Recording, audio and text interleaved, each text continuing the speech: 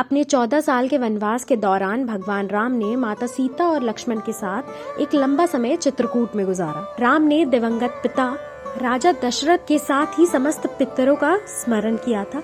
उनके मोक्ष की कामना करते हुए पिंडदान तर्पण किया था। तब सभी देवताओं ने साक्षी होकर उनके अनुष्ठान को स्वीकार किया। मान्यता ये है कि भगवान श्री राम ने सबसे पहले एक दिव्य शिवलिंग की स्थापना की। उसके बाद स्वयं अपनी और माता सीता की चरण पादुकाएं चिन्हित की। तब जाकर यह राम घाट कहलाया। ये पद चिन्ह आज भी यहाँ सुरक्षित और संरक्षित है। मैं इस समय उज्जैन के राम घाट क्षेत्र पर खड़ा हूँ।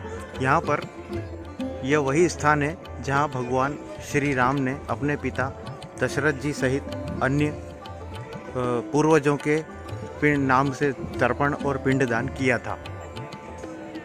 उज्जैन के रामघाट तीर्थ पर कल कल बहती माँ शिप्रा, जो उत्तर वाहिनी के नाम से जानी जाती है, यह मोक्षदायिनी शिप्रा है।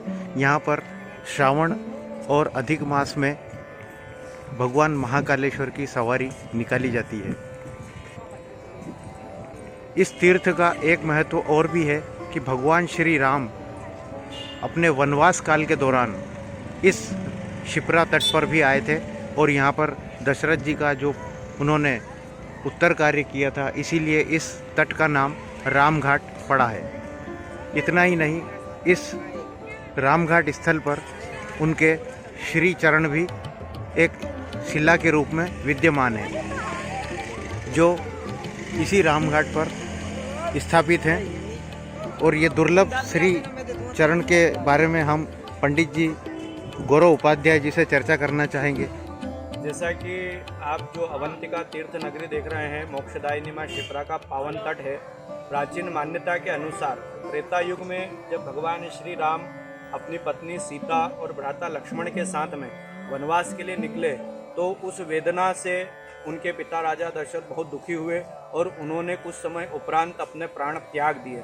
जब प्रभु श्री राम वनवास के दौर पर थे, जब उन्हें बीच में मार्ग में सूचना लगी कि मेरे पिता दिवंगत हो चुके हैं, तो वो जिस भी तीर्थ पर गए, वहाँ पर परिवार के ज्येष्ठ होने के कारण उन्होंने अपने पितरों के निमित्त और पिता के निमित्त तर्पण पिंडदान किया। तो यहाँ भगवान महाकालेश्वर की जो नगरी है, यह प्राचीन काल में महाकाल वन कहलाती थी और जिस स्थान पर अपन बैठे हैं, यह मोक्षदायिनी माँ शिप्रा का तट है और यह पिशाच मोचन तीर्थ सुंदर कुंड कहलाता है। यहाँ पर प्रत्येक 12 वर्ष में सिंहस्थ का मेला भी लगता है। तो जब भगवान श्री रामचंद्र जी यहाँ आए, उन्होंने माता सीता और भ्राता लक्ष्मण के साथ में बैठकर अपने पितरों के निमित्त और पिता के निमित्त यहाँ तर्पण पिंडदान किया। तब सभी देवताओं ने प्रत्यक्ष साक्षी देकर उनके इस अनुष्ठान को स्वीकारा।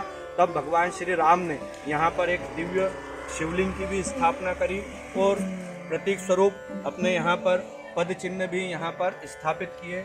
जब से लेकर आज तक यहाँ पर यह मान्यता है और साक्षी भी है कि भगवान रामचंद्र जी अवंतिका आए, उन्होंने अपने यहाँ पर पितरों का पिंडदान और तर्पण मोक्षदायिनी माँ शिप्रा के पावन तट राम घाट पर किया और इस घाट को इसीलिए राम घाट भी माना जाता है। जी, तो ये थी रामघाट के इतिहास के महत्व के बारे में इन्होंने पूरे विस्तार से हमें जानकारी दी। इसके लिए बहुत बहुत धन्यवाद। जय श्री राम।